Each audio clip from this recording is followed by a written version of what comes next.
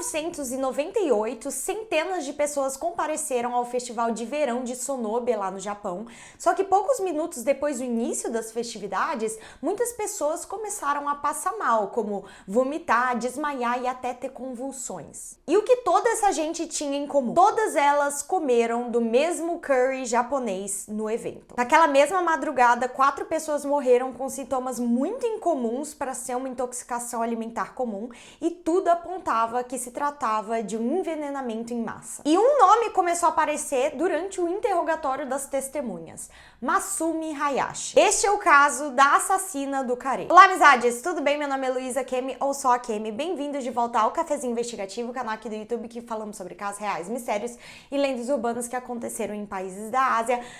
Fique até o final do vídeo porque eu vou falar sobre a live que a gente vai fazer e detalhes. Mas antes de falar sobre o caso, eu gostaria de contar uma história que aconteceu essa semana comigo. Esses dias eu fui num evento de blogueira, que era bem blogueira mesmo. E um dos influenciadores que estava lá me reconheceu especificamente pelo Cafezinho Investigativo. E as outras blogueiras ficaram meio chocadas com o fato de que eu crio conteúdo ao mesmo tempo de crimes reais e tipo beauty e moda. E o mais engraçado de tudo isso é que o trabalho que eu faço aqui no Cafezinho Investigativo é muito mais coerente com o que eu aprendi na universidade. Porque como eu fiz publicidade, eu aprendi mais ou menos como editar, como escrever um roteiro. Mas moda, por outro lado, é um assunto que eu nunca aprendi na graduação. Então, quando eu comecei a criar conteúdo sobre isso, eu tive bastante dificuldade. E aí que entra a EBAC. A EBAC é uma instituição de ensino que oferece mais de 150 cursos para você estudar onde e quando você quiser e com a ajuda de profissionais que já atuam na área. Atualmente eu tô fazendo o curso de Fashion Design, eu já tô no módulo 20 aprendendo sobre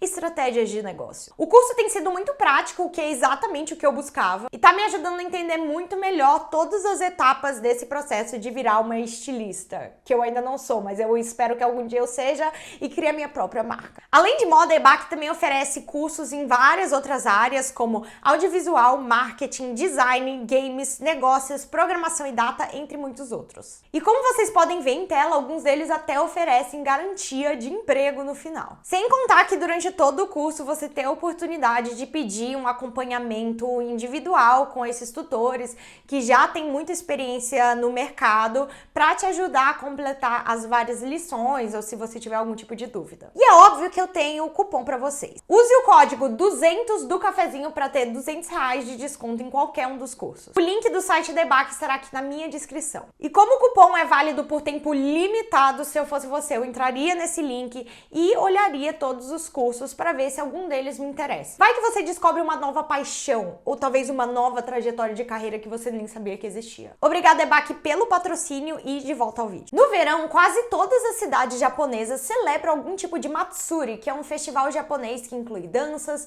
comidas e atrações culturais.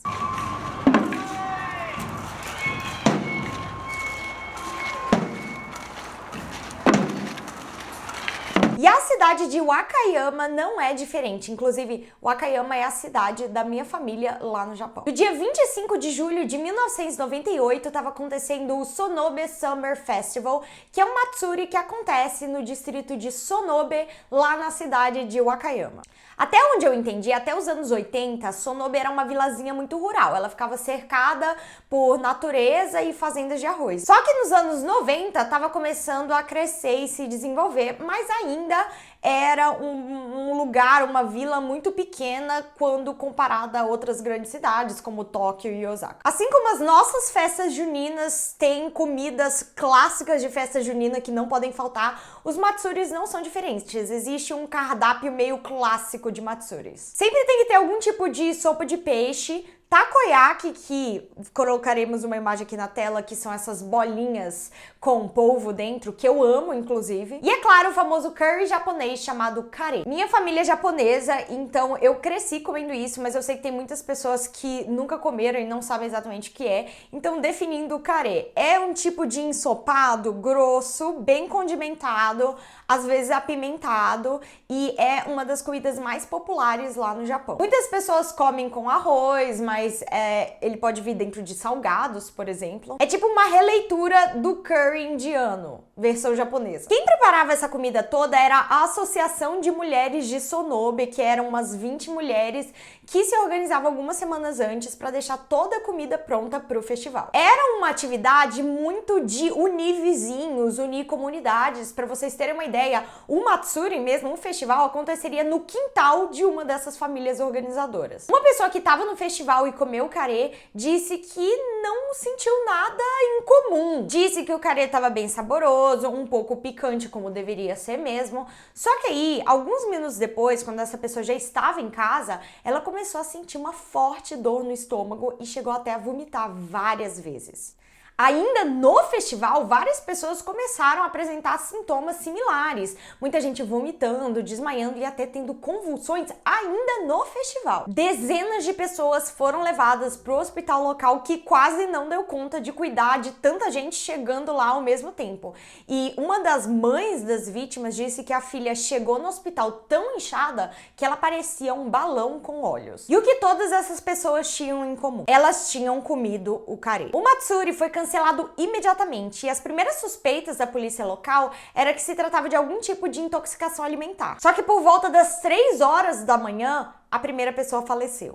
Um homem chamado Taninaka, que era o líder da Associação de Moradores de Sonobe e um dos organizadores do próprio Matsuri. Segundo a sua esposa, quando ela chegou em casa, ela encontrou o Taninaka deitado no sofá e segurando o seu peito sem falar nada, como se ele tivesse algum tipo de parada cardíaca. E ele realmente não sobreviveu. E naquela mesma madrugada, mais 3 pessoas faleceram. Um outro adulto, uma menina de 16 anos e um menino de 10. Ou seja, 4 pessoas mortas pouquíssimo tempo depois de comer o carê e mais 63 pessoas hospitalizadas com sintomas graves. A polícia começou a achar tudo isso muito suspeito, porque normalmente os sintomas de uma intoxicação alimentar comum começam várias horas depois de ingerir o alimento, tipo, em média de 8 a 48 horas. Só que nesse caso as pessoas começaram a passar mal dentro do próprio festival, tipo, minutos depois de comer. Além de algumas dessas vítimas estarem apresentando alguns sintomas que não eram compatíveis com uma intoxicação alimentar comum. Os investigadores agora decidiram mudar a sua teoria. Agora eles suspeitavam que alguém teria colocado cianeto na intenção de envenenar os moradores locais. E os sintomas realmente batiam com uma intoxicação por cianeto: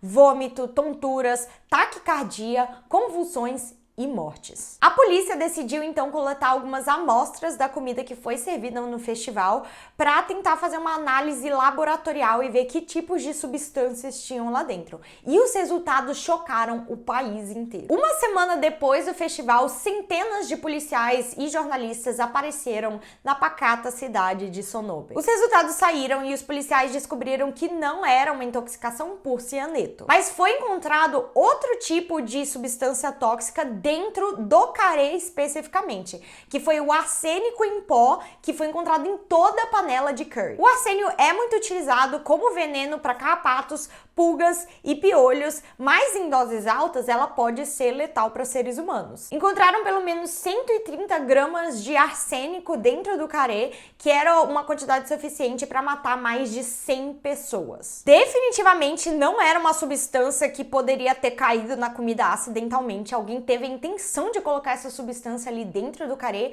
talvez para matar centenas de pessoas. E o pior, provavelmente o culpado era da organização do evento, porque mais ninguém teve acesso à comida antes de ser servida durante o Matsuri. A polícia passou os próximos 2 meses interrogando todo mundo que morava naquela cidade, mas principalmente a organização do Matsuri, as 20 mulheres que ficaram encarregadas da cozinha. E todos os caminhos apontavam para um nome: Masumi Hayashi e o seu marido Kenji. A Masumi não era sua típica moradora de Sonobe. Na verdade, ela e o seu marido se destacavam de várias formas diferentes e não da melhor forma possível. Primeiro, que a casa dos Hayashi era definitivamente a maior casa do bairro, assim, ela ficava do lado de um córrego e a família não fazia nenhuma questão de esconder o quanto que eles eram ricos. Eles dirigiam uma BMW, eles tinham um jardim japonês maravilhoso na frente da casa. E de acordo com os vizinhos dos Hayashi, a Masumi era uma mulher muito misteriosa. De acordo com uma moradora, ninguém a conhecia. Numa aldeia como essa, é muito incomum. Os Hayashi nunca interagiam com os seus próprios vizinhos, com os moradores de Sonobe. Sonobe. Parece que às vezes eles recebiam visitas de amigos que moravam fora do distrito de Sonobe, ali, de outras cidades, e eles passavam muito tempo dentro de casa jogando jogos como Mahjong, assim, e existiam boatos rolando ali em Sonobe que a família gostava de apostar grandes quantias nesses jogos. O casal tinha 4 filhos, mas segundo os vizinhos dos Hayashi, essas crianças nunca podiam interagir com as outras crianças do bairro. Então, mesmo que crianças do bairro estivessem brincando na frente da casa dos Hayashi, os filhos do casal não podiam sair para brincar com outras crianças. Em 3 anos, ela nunca tentou se comunicar com ninguém, então a população local não a deixou entrar na comunidade. Não só a Masumi parecia não querer se misturar com o resto da comunidade, mas ela também tinha atitudes muito reprováveis. Muita gente dizia que ela era extremamente grossa. Por exemplo, muita gente via a Masumi dentro da sua BMW dirigindo e ela era muito impaciente, então qualquer coisa que acontecia, ela buzinava, ela xingava no trânsito, ela tinha um pavio muito curto. E as pessoas também se queixavam de que o casal Hayashi jogava muito lixo naquele córrego que ficava perto da casa deles. Mas os rumores não paravam por aí. Muita gente se questionava de onde vinha toda essa riqueza do casal Hayashi, porque eles tinham uma casa gigante, eles tinham um carro caro, mas o trabalho dos dois parece que não correspondia com o nível de ostentação do casal. A Masumi trabalhava como vendedora de seguros de vida e o seu marido Kenji, ele estava desempregado naquele momento, porque ele era bem mais velho que a Masumi, se eu não me engano, só que antes ele dirigia uma empresa de extermínio de cupins. Tá, vocês já entenderam que eles não eram muito queridos ali na vizinhança, que eles não faziam muita questão de se misturar com os outros e que eles se destacavam muitas vezes de forma negativa. Mas o que isso tem a ver com uma tentativa de assassinato em massa? Então, durante 2 meses, a polícia conversou com centenas de testemunhas, mas principalmente as mulheres que trabalharam na cozinha do festival. E elas contaram que no dia que aconteceu o Matsuri, elas terminaram de preparar a comida por volta do meio-dia. Então, elas passaram a manhã toda produzindo, meio-dia ficou pronto. Elas fecharam as grandes panelas de carê, elas tamparam e armazenaram na garagem de uma das casas que ficava perto de onde o festival aconteceria. De acordo com elas, uma única pessoa ficou sozinha com as panelas de carê em algum momento. E essa pessoa era a Masumi Hayashi. Pois é, um detalhe que eu não vi muita gente comentando sobre era: por que a Masumi decidiu participar da organização deste festival, né? Porque ela era uma das mulheres encarregadas pela confecção das comidas. Mas todo mundo descrevia a Masumi como uma mulher extremamente misteriosa que não participava de nenhuma atividade ali da comunidade de Sonobe. Então, já é meio estranho o fato de que ela quis participar do festival, né? Não existem muitos detalhes, ou tipo, ela nunca explicou por que ela quis participar, mas enfim. As outras mulheres deixaram a Masumi de olho nas panelas por aproximadamente 40 minutos sozinha. E segundo testemunhas, ela estava agindo muito esquisito naquele dia, como por exemplo, ela ficava rondando as panelas de carê como se ela fosse um urso, segundo as palavras das próprias testemunhas. Além de ser a única pessoa que ficou sozinha com o carê em algum momento, ela também se recusou a comer o curry durante o festival. E a família dela mesmo nem foi pro festival. Eles estavam se divertindo em um karaokê que ficava perto de lá. Mas provavelmente o detalhe que mais chamou a atenção dos policiais foi que o marido da Masumi, o Kenji, trabalhou como exterminador por bastante tempo. E qual tipo de veneno grande parte desses exterminadores utilizavam? Isso mesmo, arsênio. E a mídia foi à loucura com esse caso, sério mesmo, não se falava sobre outra coisa lá no Japão. Inclusive, olhem essa foto aqui que foi tirada bem na frente da casa dos Hayashi, a quantidade de jornalistas e fotógrafos que ficavam plantados 24 horas por dia na frente da casa. Eles gravavam todos os passos que os Hayashi davam, literalmente, assim. Segundo a família, os fotógrafos chegavam até a gravar os quartos das crianças, os filhos do casal. As correspondências deles estavam sendo roubadas, pessoas tentando pular o muro para tirar fotos melhores. Inclusive, se você jogar Masumi Hayashi no Google, provavelmente uma das primeiras fotos que vai aparecer é essa que estará em tela, que é da Masumi jogando água nos fotógrafos. E nos meses que se seguiram, a mídia estava condenando a Masumi já pelos crimes, sem nenhum julgamento.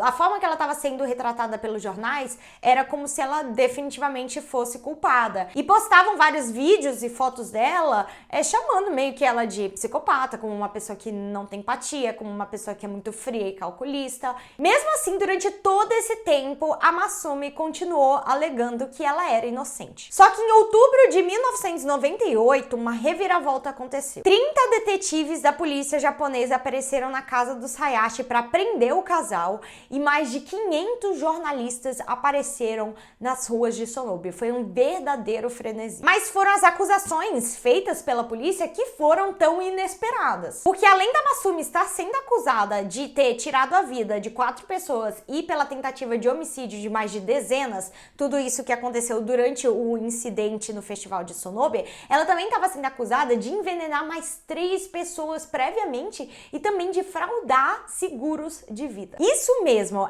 lembra que as pessoas se questionavam muito de onde vinha toda a riqueza do casal? Então, a polícia foi desenterrando algumas informações sobre os Hayashi e eles descobriram que a Masumi muito provavelmente usava os seus conhecimentos por ter trabalhado numa agência de seguro de vida e ela tinha meio que um esquema. O casal Hayashi fazia uma apólice de seguro para conhecidos e amigos. Então, eles preenchiam uma apólice de seguro para pessoas conhecidas em nome deles. Então, assim, se algo acontecesse que ameaçasse a saúde ou a vida desses amigos, eles ganhavam dinheiro da apólice. Então, o que a polícia descobriu? Que 2 amigos próximos do Hayashi falaram que alguns anos antes desse incidente, eles foram ter um jantar ali com o casal e tudo mais, e alguns minutos depois, quando eles estavam indo para casa, eles começaram a passar muito mal e acabaram parando no hospital. E foram encontrados alguns vestígios de arsênico no cabelo desses 2 homens.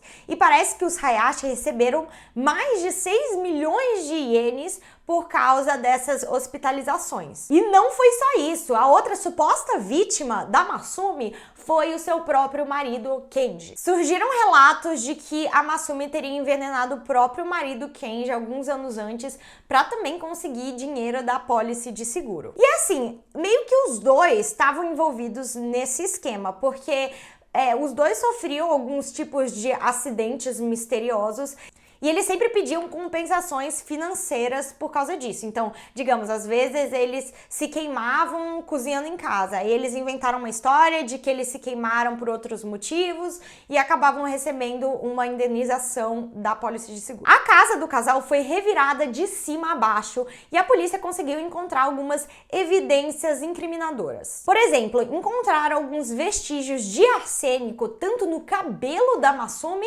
quanto em alguns lugares da casa dos Hayashi. E segundo uma análise laboratorial, o arsênico encontrado na casa deles tinha o mesmo perfil químico do veneno encontrado no carê que matou aquelas 4 pessoas. Então, o julgamento da Masumi Hayashi começou em maio de 1998 e terminou uns 4 anos depois. Ela estava sendo acusada de 7 crimes diferentes, alguns mais graves que outros. Ela confessou a sua participação no esquema de fraudes de apólices de seguro, mas ela continuou negando qualquer envolvimento nos envenenamentos.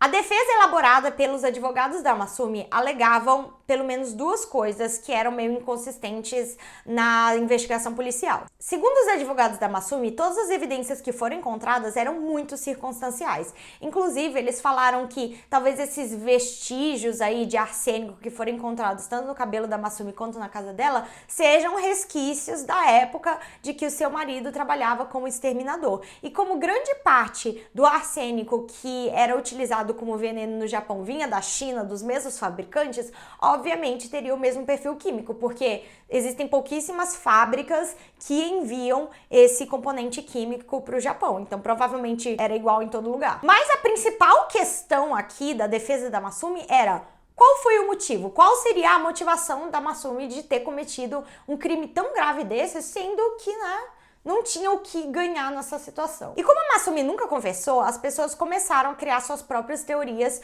de qual teria sido a motivação. Os promotores do caso mostraram que a Masumi era uma pessoa muito reclusa e difícil de lidar, então talvez a motivação tenha sido só pelo fato dela ter raiva dos seus vizinhos e talvez querer se vingar deles por ela não ser incluída na maior parte das atividades que aconteciam na comunidade. Outra pessoa que morava em Sonobe criou a teoria de que talvez a Masumi Masumi fosse uma pessoa muito amargurada, ela tivesse algumas questões ali com a vizinhança, talvez ela tivesse brigado com o resto da organização e colocou um pouquinho de arsênico na comida para fazer as pessoas passarem mal, porque ela é sádica mesmo, mas talvez ela não tenha pensado que seria uma quantidade suficiente para matar a gente. Ou talvez a polícia também chegou com uma própria teoria dizendo que talvez ela tenha envenenado o Curry porque ela tenha feito a apólice de seguro para alguns amigos que estavam presentes no dia do incidente. E talvez o plano dela tenha sido envenenar um monte de gente, fazer parecer que foi, sei lá, uma intoxicação alimentar e pedir dinheiro da apólice de seguro das pessoas envolvidas. Mas assim, e agora vai um fato interessante sobre a polícia japonesa, tá? Dos acusados de crimes graves lá no Japão, 99,9% dos casos eles são condenados. Eles são considerados culpados. Se você for a julgamento lá no Japão por um crime grave, é quase 100% de chance de você ser condenado. Então, apesar de ninguém conseguir encontrar uma motivação para esse crime, a Masumi acabou sendo sim condenado. O Tribunal Superior declarou a sua culpabilidade, foi provada para além de qualquer dúvida razoável. O Kenji foi sentenciado a 6 anos de prisão por causa do seu envolvimento no esquema de fraudes e a Masumi foi condenada à morte por enforcamento. Só que esse não foi o fim desse caso trágico. Na verdade, muitas outras tragédias foram acontecendo em efeito dominó como consequência desse caso. Como, por exemplo, parece que logo depois desse incidente em Sonobe, várias outras pessoas começaram a ser envenenadas no país inteiro. Era como se esse caso tenha sido uma inspiração para vários outros casos de envenenamento. E outro resultado dessa tragédia foi como a família do casal Hayashi foi afetada pelo fato deles terem sido presos, condenados. A família de pessoas que cometeram crimes graves no Japão normalmente são completamente excluídas da sociedade, sofrem bullying. Imagina só, o casal tinha 4 filhos. Logo depois que os seus pais, os dois, foram presos, todas as crianças foram enviadas para um orfanato onde elas sofreram muito bullying. O filho do casal, chamado Koji, deu uma entrevista alguns anos depois para o Japan Times e ele disse que até hoje ele mantém o seu cabelo bem comprido porque ele tem várias cicatrizes em torno da cabeça por causa de ferimentos causados por outras crianças do orfanato e que até hoje o seu nariz é um pouco deformado por causa de porque ele apanhava sempre. E quando os irmãos tinham idade suficiente para sair do orfanato e voltar para sua casa, eles encontraram a casa do Hayashi, que era a maior da rua e tudo mais, toda pichada, escrito assassinos, assassinos, e mais tarde ela seria até queimada criminalmente, tipo, alguém botou fogo na casa. E mais tarde, como adulto, o Koji também falou que ele já perdeu vários empregos e namoradas pelo fato de que a sua mãe era a sua mãe. Por exemplo, ele trabalhava num restaurante e quando o pessoal lá ficou sabendo quem era a sua mãe, eles meio que pressionaram ele a se demitir, falando: você percebe que trabalhar aqui levanta problemas sanitários, não? Tipo, dando a entender que a mãe dele tinha envenenado comida e agora ele estava trabalhando com comida. Mas o que ele tinha a ver com os crimes da mãe? E ele até chegou a ter que cancelar um casamento, ele estava noivo, e quando a família da noiva ficou sabendo quem eram os pais dele, eles fizeram a sua filha cancelar o casamento. Mas o pior ainda estava por vir, porque uma das outras filhas da Masumi, que já era adulta, já tinha suas próprias filhas, ela voltou para casa e encontrou a sua filha adolescente de 16 anos, que era neta da Masumi, né,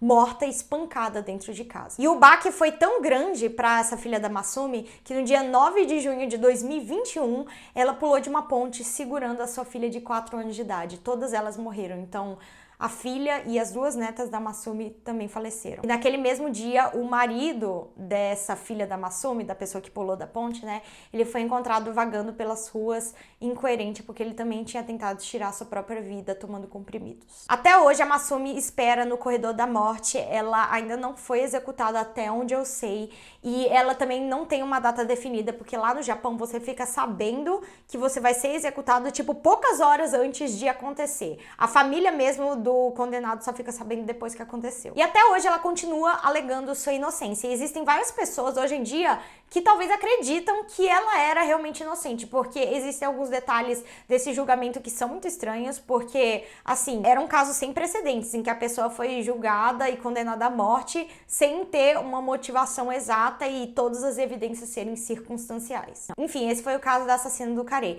Lembrando novamente que faremos uma live de Halloween no dia 31 de outubro, às 8 horas da noite, é uma terça-feira, como é todos os dias do Cafezinho Investigativo. E a gente vai falar sobre lendas urbanas e jogar rounds de joguinhos. Eu também vou ler algumas histórias de terror escritas por vocês, que vocês já estão me mandando no e-mail cafezinhoinvestigativo@gmail.com. Se vocês quiserem me mandar histórias pra eu ler durante a live, por favor, mande neste e-mail. E lembre-se, se vocês tiverem medo de dormir de noite, mantenham-se cafeinados.